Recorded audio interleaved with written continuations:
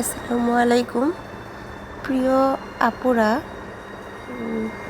আপনাদের জন্য আজকে আমি খুবই সিম্পল একটা রেসিপি নিয়ে এসেছি। সেটা হচ্ছে সমোচা তৈরি।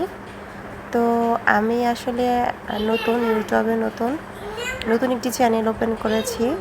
তো কী দিব ভাবতে পারছিলাম না। তো এটা আমার একটি পছন্দের খাবার, আমি কন্টিনিউ মাঝে মধ্যেই খেয়ে থাকি বানিয়ে। তো আজ মনে হলো একটু শেয়ার করি আপনাদের সাথে। তো আমি আসলে এক হাতে কাজ করতেছিলাম, এক হাতে ভিডিও করতেছিলাম, তাই প্রথমটার ভিডিও করতে দিতে পারিনি, তার জন্য সরি। সেটা হচ্ছে আমি কিভাবে আটা গুলেছি, কীভাবে ডোটা তৈরি করেছি।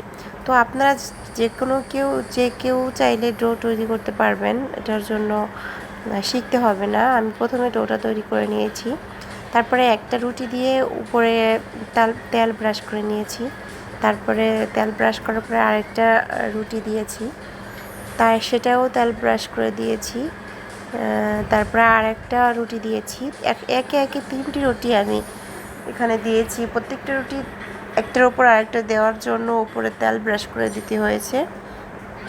তারপর লাস্ট টাইম হচ্ছে ওপরে আর নিচে আটা ছড়িয়ে দেওয়া, এটা খুব ভালো করে দিতে হবে। এটা দেওয়ার পরে আমি এখন চুলায় কড়াই দিচ্ছি। আমি এই রুটি 3টা একটু ভালো করে ভেজে নিব, মানে হালকা করে একটু ভেজে নিব।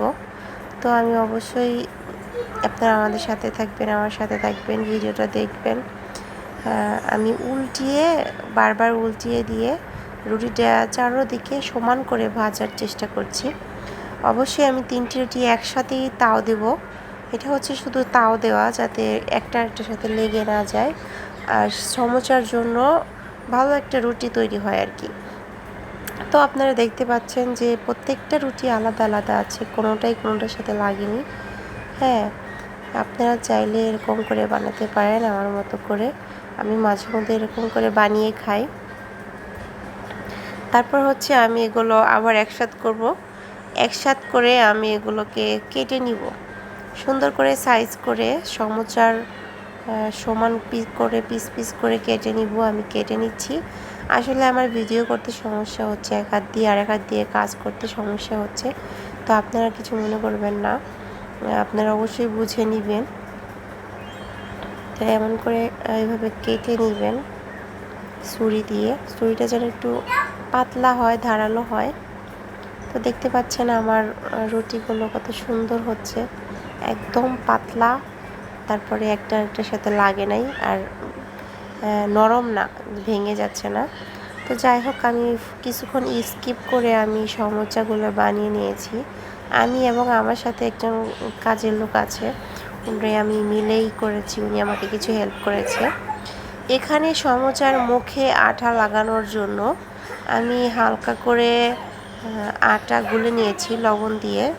খুব একটা পাতলা করিনি, খুব একটা মোটা করিনি, যেন আঠালোর মতো লেগে থাকে, সেজন্য আমি এরকম করে দিয়েছি। তো আর আছে ভিতরে যে ক্ষীরটা দেন আপনারা, এই ক্ষীরটা আমি তৈরি করেছি গরুর মাংস ছেঁচে, তারপরে মশলাপাতি দিয়ে ভেজে, তারপরে তৈরি করেছি। এগুলো আমি এখন সমোচার ভিতরে দিয়ে তারপর ওইগুলো আটাটা দিয়ে মুখটা চেপে দিচ্ছি।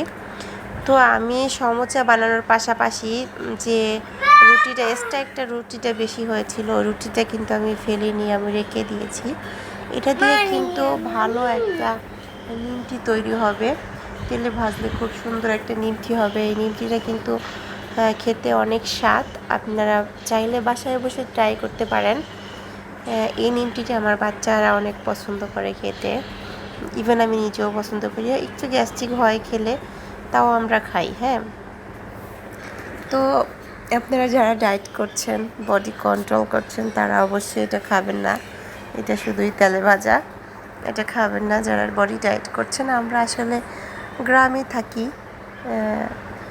এত ডায়েট করি না, যেরকম আছি ওরকমই থাকি। কদিন আর বাঁচবো, খেয়ে দিয়ে বাঁচবো। হ্যাঁ, কদিন আর বাঁচবো, খেয়ে দিয়ে মরবো আর কি। যাই হোক, আমি আসলে ইউটিউব জগতে অনলাইনে নতুন একটি চ্যানেল খুলেছি, একদম নতুন একটি চ্যানেল। তো আমি আপনাদের সাপোর্ট চাই, আপনাদের দোয়া চাই, আপনাদের ভালোবাসা চাই। অন্যান্য মেয়েদের মতো শরীর দেখিয়ে তারপরে রং বেরঙের কাপড় পরে ক্যামেরার সামনে এসে আপনাদের মন ভোলাতে পারবো না। শুধু চেষ্টা করব আপনাদের মনের মতো কন্টেন্ট তৈরি করার।